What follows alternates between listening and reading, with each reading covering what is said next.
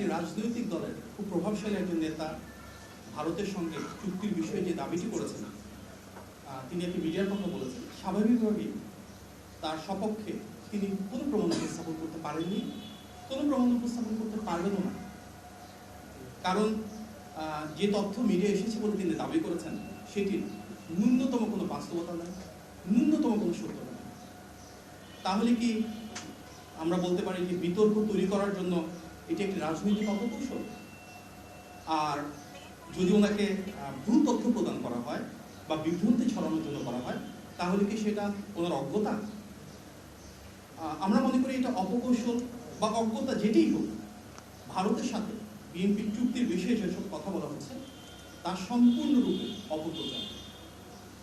আমরা গণ অভ্যুত্থানের আকাঙ্ক্ষা বলতে সেটাই বুঝি যে এখানে ইতিবাচক রাজনীতি হবে, কোনো অপপ্রচার, অপকৌশল, অপরাজনীতি সেটা হওয়া উচিত না। কারণ বিএনপির রাজনীতি মানেই তো বাংলাদেশপন্থী রাজনীতি।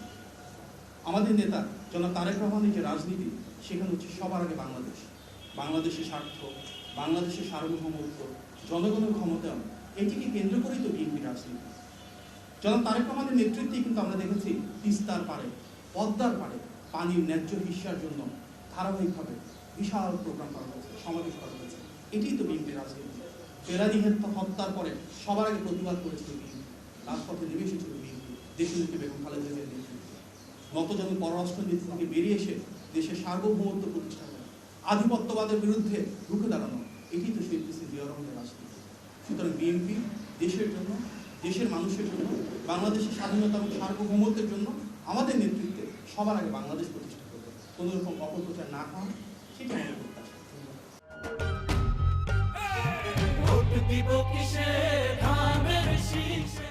আমরা তো বলেছি ফ্যামিলি প্যাক বা কৃষক কার্ডের নামে যদি কেউ কোনো টাকা পয়সা চান কোথাও, সেটা একেবারে অনাকাঙ্ক্ষিত, এবং এটি যদি এই কার্ডগুলোকে বিতর্কিত প্রবর্তিত করে থাকেন সেটা অপ্রত্যাশিত। না হওয়ার তো প্রশ্নই ওঠে না। বাংলাদেশের ইতিহাসে কৃষি বিপ্লব করা হয়েছিল শহীদ প্রেসিডেন্ট জিয়া রহমানের হাত ধরে, খাল খনন কর্মসূচি হয়েছিল ওনার সময়। সবচেয়ে বেশি কৃষক হতে পারেন প্রান্তিক, ক্ষুদ্র, মাঝারি, বৃহৎ, প্রত্যেকের ভাগ্যের পরিবর্তন হয়েছিল শহীদ প্রেসিডেন্ট জিয়া রহমানের সময়।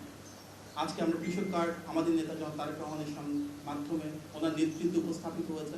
ইনশাআল্লাহ অবশ্যই বিএনপি রাষ্ট্র পরিচালনা সেটি কার্যকর করা হবে।